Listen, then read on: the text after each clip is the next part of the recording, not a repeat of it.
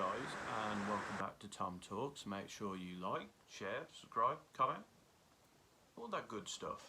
I've not done a mainline video on this channel in a while. I've been uploading a lot of sort of mini reviews, and it got me thinking, there's a lot of TV shows I've watched in the last 6 months, I guess, and I thought, do you know what?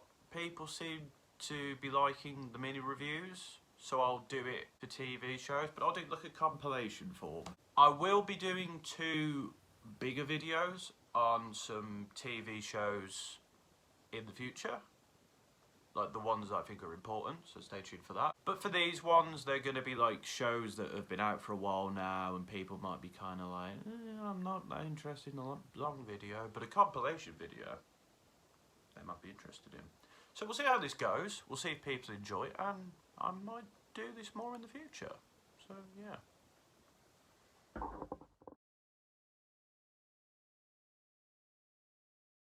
So to start off with, Afterlife Season 3, the final season of the Ricky Gervais dark comedy. I wasn't sure how I was going to feel going into this, because I was kind of like, what much more can they do with the series? And the first episode I wasn't particularly a fan of. I found it kind of just like, oh, they're just going through the motions here. And I was kind of annoyed that they got rid of Sandy's character and the character who played the prostitute. I can't remember her name off the top of my head. And they just got rid of them. Well, I don't think they got rid of them. I think there was like COVID regulations and stuff, and that's why.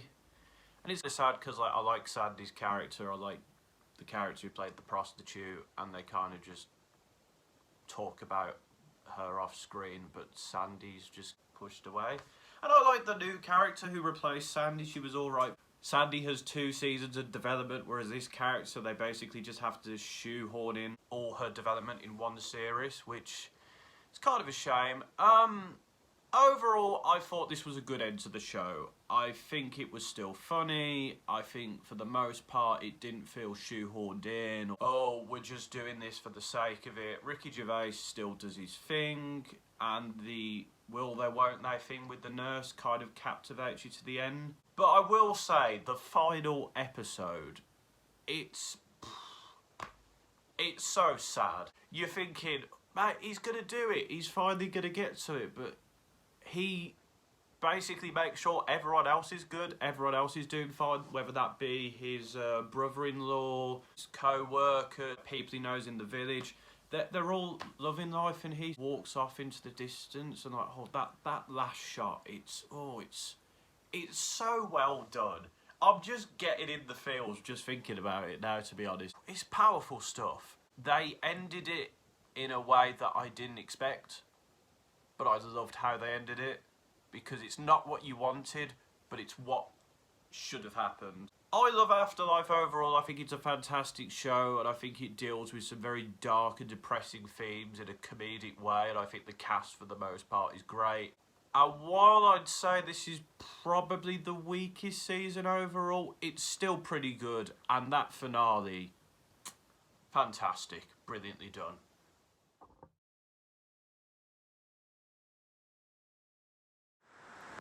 The Book of Boba Fett. I was looking forward to this. I love Star Wars. In fact, the only TV show I think I've reviewed in the past is a Star Wars one, the Bad Batch one, which I'll put a link to at the end. Why not? How did I think of this show? I enjoyed it overall. I thought it was cool. I kind of like what they did with Boba Fett's character, how he's learned from the errors of the past and wants to be a better person. And I like the flashbacks. I think those are cool. I think the way they integrate him being captured by the Tuscans and being integrated into their tribe, and then learning the values of camaraderie and togetherness. I thought that was done pretty well. People probably just wanted cool Mandalorian bounty hunter, but we've already got that with Din Djarin, so let's do something different, and I think that works. The problem, I think, is the start. The flashbacks are cool. We get a little bit of modern day stuff, but like not a lot. Interesting, but not amazing. And then, of course, we get to the end of the flashbacks and we get the Mandalorian episodes. And I enjoyed those. Those were cool, but I was like, why are these not part of the Mandalorian? Why are these part of the Book of Boba Fett? Boba Fett features a few seconds in the space of 2 episodes. This is his show. Is this a Mandalorian episode. And like, it's great to see them, and I can see what they're doing here. They're trying to do like a Marvel thing. Let's put this character in this thing, let's put this character in this thing, and then they could have a big crossover in a TV show, or maybe even a movie that I've heard a rumour about. I still enjoyed the show overall. I thought Tamora Morrison was great as Boba Fett. I thought the rest of the cast were pretty good. It was cool to see the Mandalorian back. I just wish they used him in a way that fit more in with the show, rather than just let's tease the Mandalorian season 3 and then bring him in at the end. There was some returning characters from Star Wars that I was like, yeah, and a certain character does appear at the end. I'm not going to spoil it, just in case you want to see it. I mean, the show has been out for a while anyway, but one of my favourite Clone Wars characters in this show, and like I like how they did him, and I hope it's not the end for him, but we'll see. It appears there's going to be a season 2, and I've kind of had season 2 spoiled for me by a leak, which has annoyed me a lot, but we'll see what happens. Obviously, we'll get Mandalorian season 3 in the future. I think this show needed to be better paced, and I think some of the scenes were not that interesting, and I would have liked to have seen a bit more Boba Fett in the show. It's his show, why was there not more of him? But overall, I enjoyed the show. I thought it was decent, and if they do a season 2, I'll definitely watch it. I love Star Wars, so I guess I'm kind of biased in that way, but I think this show was pretty good. It was fun, just it needed to be better paced, and I think they will learn from the fans' reaction to why is there 2 Mandalorian episodes in a Boba Fett show? That they should learn from that, hopefully, and we'll get a more consistent season 2. And of course, I can't wait for Mandalorian season 3 and all the other Star Wars stuff. It's good. I love Star Wars, man. Anything Star Wars is good for me. Maybe not anything Star Wars, like some Star Wars is like, but yeah.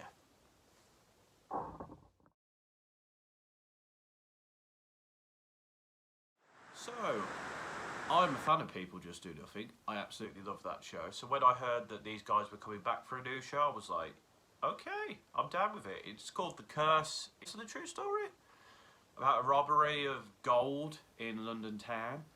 And we've got, obviously, the guy who played Grinder, the guy who played Beats, the guy who played Steve's in this. It was okay. I was a bit disappointed by this show, to be honest. Like, it wasn't that funny. And I think there was a bit of total whiplash. There were some bits that were quite serious. I was like, okay, this is going in a very serious direction. The lead actor from King Gary is in this, and he is by far the funniest character in the show. The tonal whiplash in this show is just a bit odd. This was a watch. I could watch this show, but I don't want to go back to this show.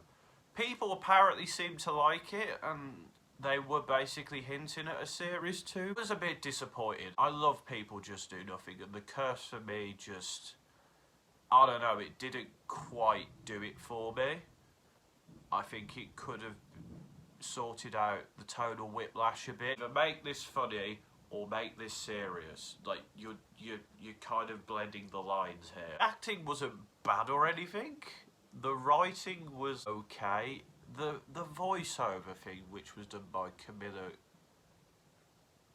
Cowdery, I think her name is. She was Jackie Tyler in Doctor Who.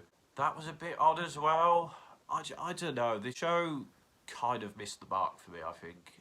And they've got another show out now called Peacock. The guy who plays Grinder and Steves are in that. That looks to me more on the comedic side of things. I just hope that they can reignite the magic that they got in People Just Do Nothing and put it into another show, because they're funny guys. But it just didn't quite work for me in this show, to be honest, which is very disappointing.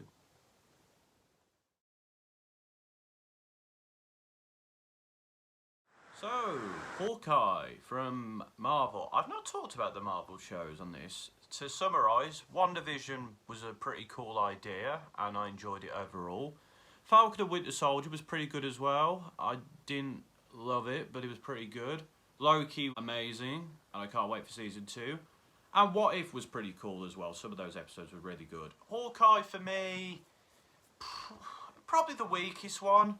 I still enjoyed it. Kate Bishop, played by Hailey Steinfeld, was really cool. We got to go a bit more in depth with Jeremy Renner here. And I think the camaraderie between those two is what made this show. I think my issues with it didn't do anything that different, really. WandaVision kind of experimented with like the different genres of each episode. Falcon and Winter Soldier was quite political for a Marvel show, which was cool. And Loki, some said it was inspired by Doctor Who, and it kind of was in a way, but like not massively. But it was cool and it was weird. And What If was basically like, what if this happened? And at first it was like, eh. But then after a while it was like, okay, this is a really weird, cool concept. Hawkeye didn't really experiment too much. I think what hurt it as well was, for example, like, oh, Florence Pugh's character is in this. Yeah, we know. We saw the ending of Black Widow, even though Black Widow was kind of And she was fun in this. And of course, the big reveal, which was the return of... I'm about to go into spoilers because, yeah.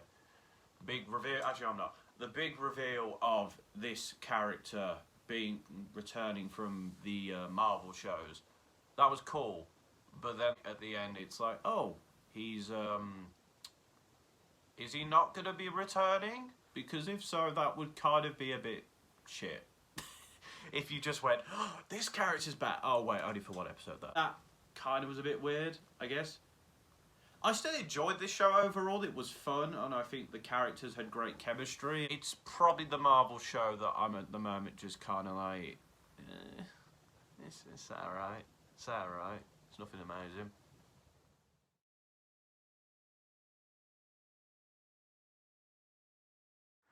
Now, I know I'm very late on this one. This one came out quite a while ago. But, Burnham Inside.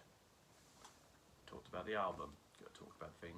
I think it very much perfectly encapsulated sort of how people felt during lockdown. It was sad, it was depressing, but it was also kind of hilarious. I think the music was great as well, which I'm not going to go into detail here because I have a Tom Small talk about it, which I will link at the end of the video. It was hilarious, and I think it felt very true for me, how I felt at that time probably, and how a lot of other people felt. It was just hilarious. It takes a lot for me to like be laughing in stitches at something, but that got me, which was cool.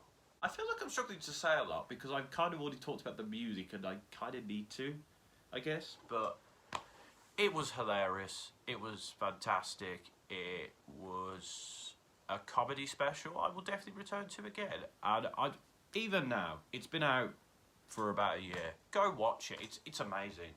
There's not really too much I could say other than watch it. It's amazing. It's brilliant. Do it.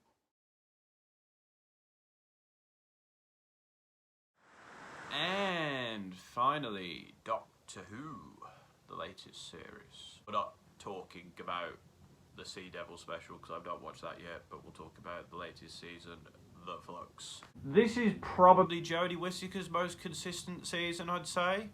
I enjoyed it quite a bit up until the end. I thought, you know, John Bishop was actually enjoyable. I was a bit like, oh, John Bishop, I'm not that much of a fan of him as a comedian, but he actually worked in this series.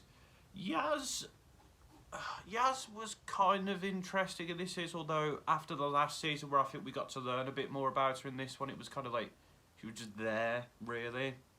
The villains had a cool design, but I feel like we didn't really get to know much about them. The link-ins with the last series, like Tecteun and her role, and then she just gets killed.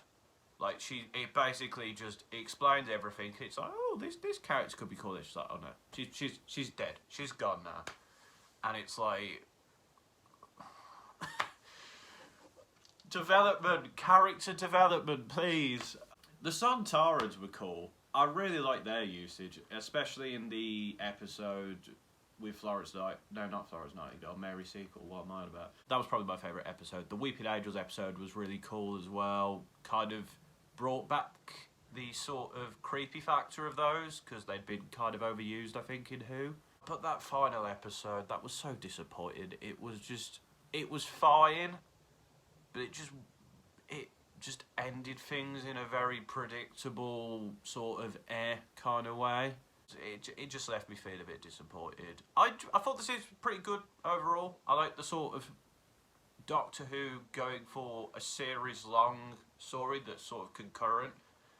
And I don't think it got buried between all the different storylines of that series, but I enjoyed it overall. And the Christmas special, Eve of the Daleks, I thought it was a cool idea, an interesting premise, but it was just not done in a particularly unique way. It was enjoyable. Ailing B's character was cool as well, but I don't know, just that episode just felt decent, but nothing spectacular about it. So yeah, we got 2 more episodes of Whittaker left, one of which has come out already, which I haven't watched, and then of course the Centenary special. We'll see how her character ends. Overall, I didn't particularly enjoy her first series. Her second series was decent, and then this other one was good. But her Doctor has not blown me away, but probably more to do with the writing, to be honest, than her. So, yeah, we'll see how it ends for Miss Whittaker and Yaz and... Well, I don't know if the companions are leaving, we'll have to see, but excited for Russell T Davies to come back. The GOAT of modern Doctor Who. But yeah, this is my compilation of TV shows I've watched recently. I hope you've enjoyed it. If you have, please let me know in the comments. And yeah, until next time, this has been another TomTalks.